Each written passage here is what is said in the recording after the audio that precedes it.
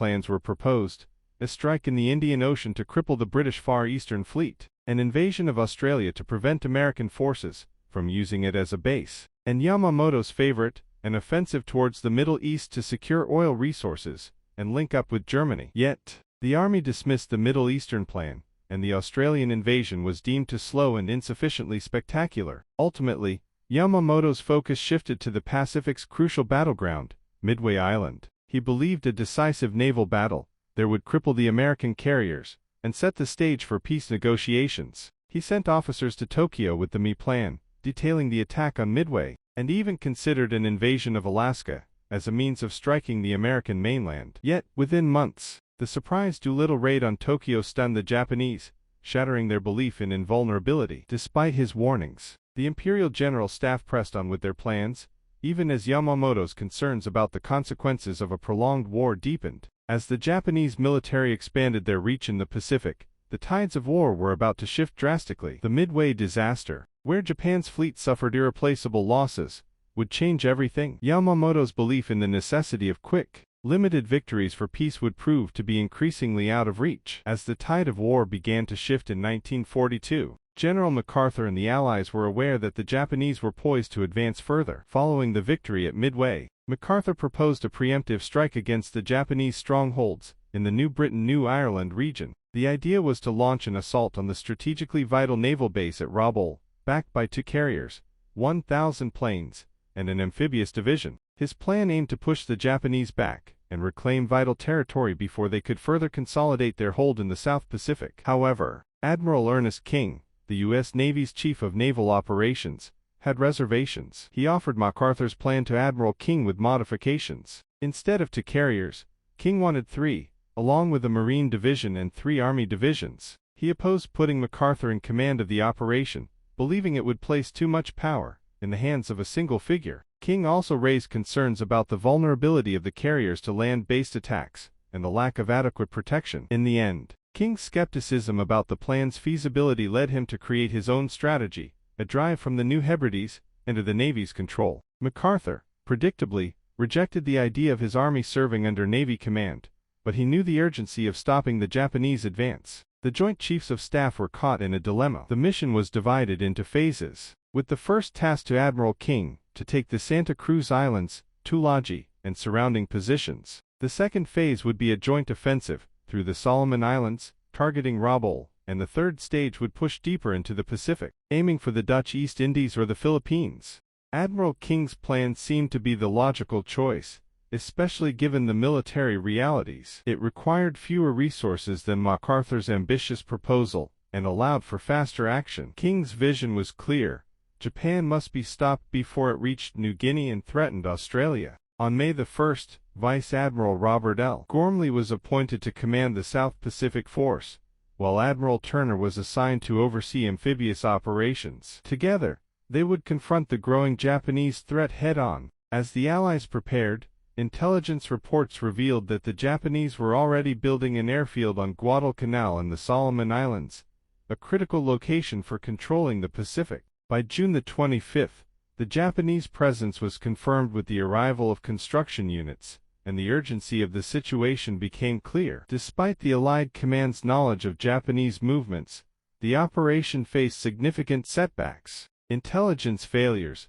miscommunications, and a lack of coordination among the various commands resulted in delays and logistical problems. In the meantime, Admiral Yamamoto's concerns about Japan's overreach were only growing. He had been wary of a prolonged war against the Western powers, and now the ambitious Japanese plans in the South Pacific seemed increasingly risky. The rapid success in the early stages of the war had raised hopes, but Yamamoto's strategic foresight had always been clear: Japan could not sustain unlimited war without incurring serious risks. Yet, even as he wrestled with this realization, the drive for expansion continued. The Japanese military's internal conflicts and differing visions for the future only added to the uncertainty. By mid-July, with the Allied forces readying for their assault, Admiral King's resolve hardened. Despite his concerns about the feasibility of the operation, he understood that action was now imperative. The Japanese threat had to be contained, and the planned invasion of Guadalcanal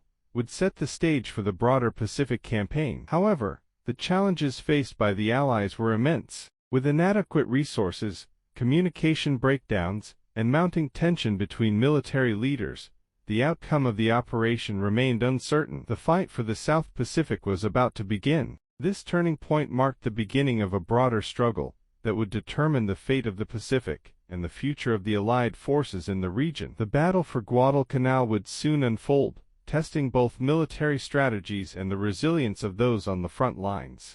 As the Allied forces moved closer to executing their first major offensive in the Pacific, Admiral Ernest King found himself in the middle of a brewing conflict over strategy. The invasion of Guadalcanal, a pivotal moment in the Pacific theater, was about to unfold, but the lead-up to the assault was marked by confusion and tension. Admiral Fletcher, who was in command of the carrier task force, could not have been faulted for his dedication, but his decision to break away from the landing force, just as the operation began, raised eyebrows. In a move that would prove to be a foreshadowing of things to come, Fletcher informed his troops and support ships that he would desert them in 48 hours, a poor start to what was already a difficult operation. The rehearsal for the Guadalcanal invasion, staged at Kororo Island near Fiji, had not gone well. With only a third of the troops managing to make it ashore, the mock landing was deemed a failure. General Vandergrift, tasked with leading the Marines,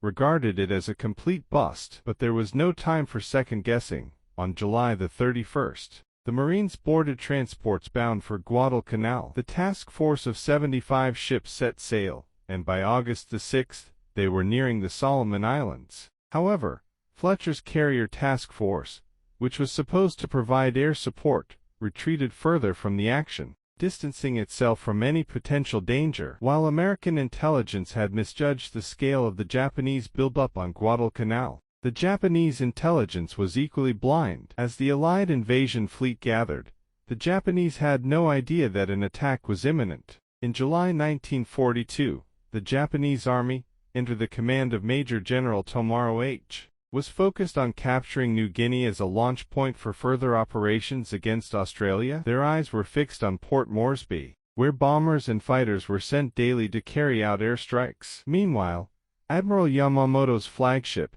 Yamato, was anchored in Japanese waters, preparing for operations over Australia, unaware that his forces were about to face a new threat. In early August, the skies were overcast, and only a handful of Japanese search planes ventured out. They failed to detect the American armada that was moving toward Guadalcanal. The Japanese had no inkling of the forthcoming invasion. Even after their string of continuous victories, it was hard for them to believe the Allies could execute a successful amphibious operation. The idea of a U.S. invasion of the Pacific seemed almost impossible, especially to the likes of General MacArthur and Admiral Gormley, who had expressed doubts about the feasibility of such a mission. Yet, the Americans would have the element of surprise on their side. On August 6, 1942, as dawn broke over the Pacific, the American carriers launched their first strike. Their planes attacked key Japanese positions on Guadalcanal and nearby islands,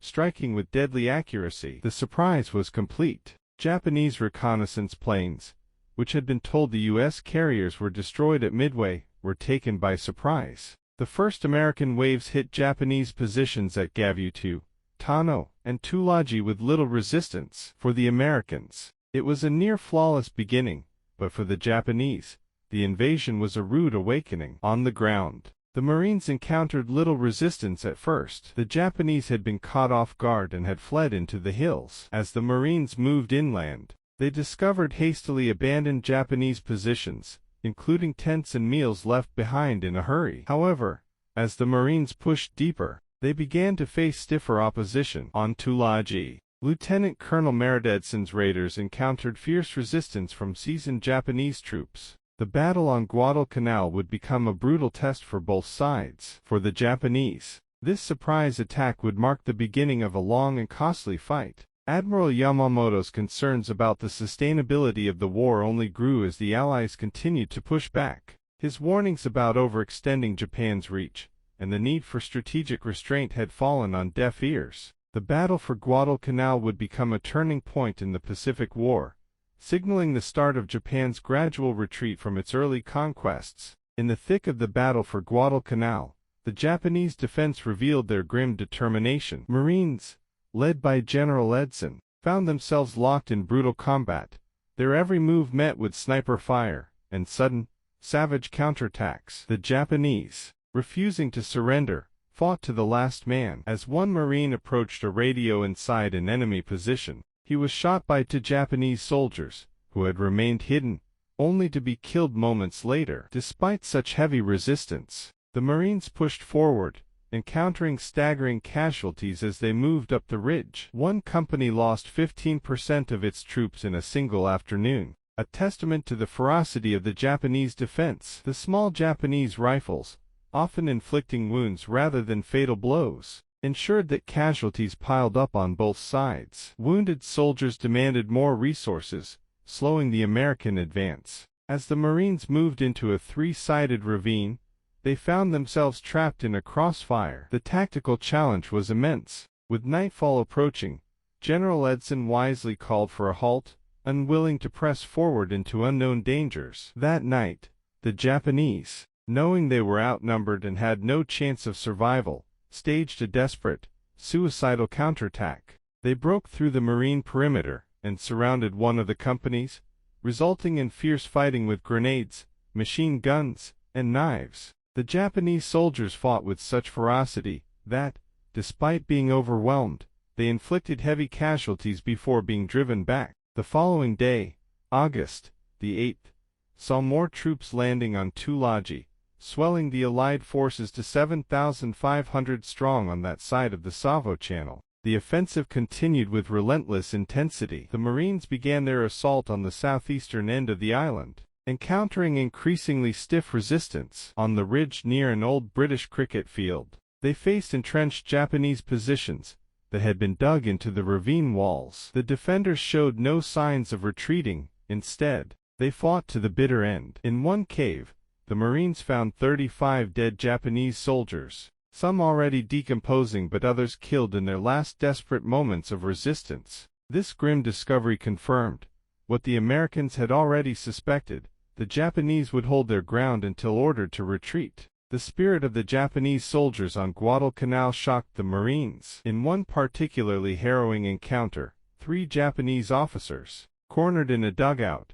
chose death over surrender. One officer fired his last 3 rounds, killing his 2 companions before turning the gun on himself. This kind of suicidal resolve, where men with no hope of survival would choose death over capture, was difficult for the Marines to understand at first, but soon they learned that it was better to take the Japanese on their own terms, as attempts at surrender often led to treachery. It wasn't long before the Marines learned to expect deception in the form of false surrenders, followed by sudden attacks or grenades. As the battle for Tulagi raged on, the Marines also faced heavy opposition on Gavutu and Tenambogo. These small islands, fortified by the Japanese, proved to be even more challenging. The Japanese, caught off guard by the initial bombardment, quickly regrouped and fought with renewed strength. The terrain, small hills with steep slopes, gave the defenders a significant advantage, allowing them to inflict heavy casualties on the advancing Marines. The fighting became so intense that the Marines had to use tanks to clear the area. But even tanks were not immune to Japanese ingenuity. One tank commander managed to kill 23 Japanese soldiers, before being stabbed to death by a Japanese soldier who climbed the side of the tank. The relentless nature of the fighting on these islands underscored the fierce determination of the Japanese forces. Meanwhile, in the skies above the battlefield, the Japanese were preparing to retaliate. At 8:30 a.m. on August the 7th, a flight of 27 Japanese bombers, accompanied by 180 fighters, was dispatched from Rabaul to strike the American invasion force. However, the Americans, having caught the Japanese off guard, were already in the air. The Japanese formation was intercepted by U.S. fighters from the carrier Enterprise, resulting in the downing of several bombers and fighters. This aerial clash marked the beginning of a new phase in the battle, where the skies above Guadalcanal became just as contested as the ground below. As Admiral Yamamoto watched from afar, his concerns about Japan's overextension grew. Despite the victories, he had always cautioned against engaging in unlimited war. Yet, The internal conflicts within the Japanese leadership were evident. As the Allies gained momentum on Guadalcanal, Yamamoto's earlier warnings about the unsustainability of war against the Western powers seemed more prescient than ever. The battle was far from over, and the cost of victory was becoming increasingly apparent. As the battle for Guadalcanal raged on, the American forces faced fierce resistance, but the tide of war was beginning to turn. The first air engagements above the island were brutal, with American fighters, the F-4F Wildcats, engaging Japanese Zeros in intense dogfights. The Japanese pilots, skilled and aggressive, attacked with precision, but the Americans, though not as maneuverable, had one crucial advantage: their planes could take a beating and still stay in the fight. As the battle unfolded, the Japanese Zero, though superior in speed and agility, had its weaknesses. The American pilots quickly adapted,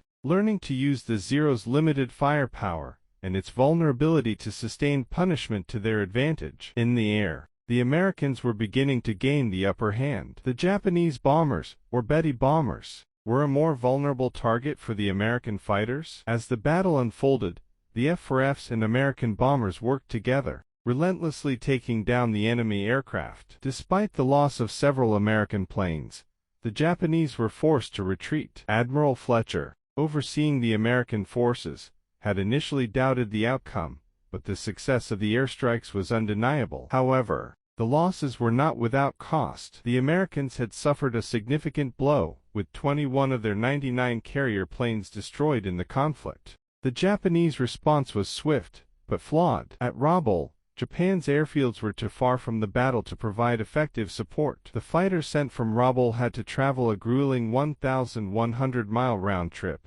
which limited their ability to engage the Americans. Despite this, Japan still had the numerical advantage, and the Zero fighter higher than ever. The struggle for control of the Pacific had entered a new phase, one that would ultimately shape the course of the war. On the evening of August the 7th, as Fletcher prepared to withdraw his carriers from Guadalcanal, the move sent alarm bells ringing. The decision came before he had received any confirmation from Admiral Gormley, and by the time he pulled back, the American forces were left without essential air cover. Fletcher's hasty retreat meant that the American forces, already facing increased pressure from the Japanese, would be without air protection at a critical juncture. The Japanese forces were already mobilizing, and the situation was about to get much worse. Vice Admiral Gichimoa, who commanded the Japanese 8th Fleet, had reacted immediately to the news of the invasion. Moa was responsible for the entire South Pacific operation, and had the task of reinforcing the Japanese forces already on Guadalcanal.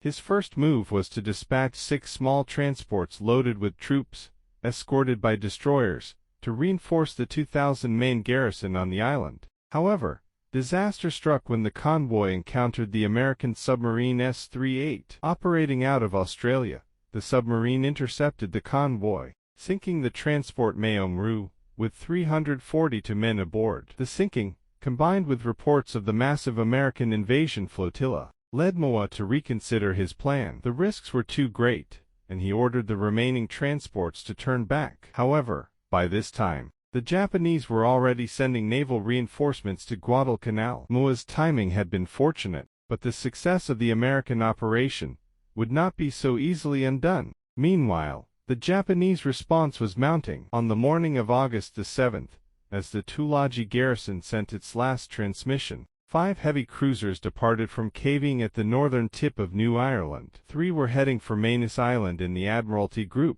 while the other 2 were bound for Rabaul. Moa ordered all 5 cruisers to converge on Rabaul, where they were to regroup. Shortly after noon, the cruiser Choi, accompanied by a destroyer, arrived in Simpson Harbor, with Moa on board. The other 4 cruisers waited in St. George's Channel, between New Ireland and New Britain, to rejoin the Choi later that afternoon. The Japanese fleet was now on its way to Guadalcanal, with 5 heavy cruisers, 2 light cruisers, and a destroyer in tow. Moa's plan was to delay his fleet's arrival until after midnight, launching a surprise night attack on the American beachhead. The lack of American proficiency in night operations gave Moa a significant advantage. The Japanese had long since perfected their tactics in nighttime naval combat, while the Americans had little experience in this arena. Moa, however, faced a critical challenge: how to approach Guadalcanal without giving away his presence too soon. His forces were already at risk, and he had to strike quickly to support the defenders on Guadalcanal. But Moa did not know that the American forces were far from unprepared.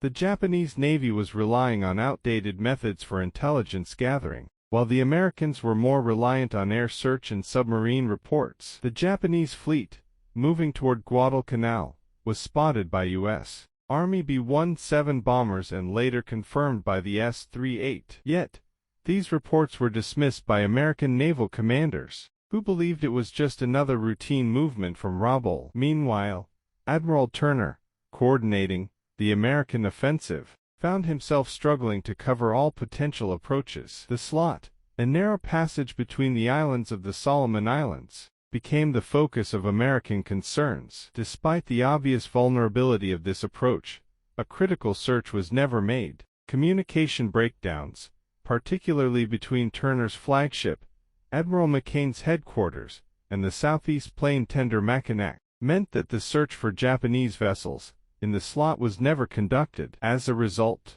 the most likely route for Japanese naval forces to Guadalcanal remained completely uncovered. For the Americans, the battle had only just begun. With intelligence failures, miscommunication, and the ongoing pressure from the Japanese fleet, the outcome of the conflict remained uncertain. Admiral Yamamoto, ever the strategist, had his own doubts about the sustainability of Japan's war effort. Despite early victories, he knew the costs of continuing to fight a prolonged war. Yet, his concerns were often drowned out by the relentless drive for expansion within the Japanese military. As the battle for Guadalcanal continued to unfold, it was clear that both sides were locked in a high-stakes struggle, where intelligence, timing, and strategic foresight would determine the victor.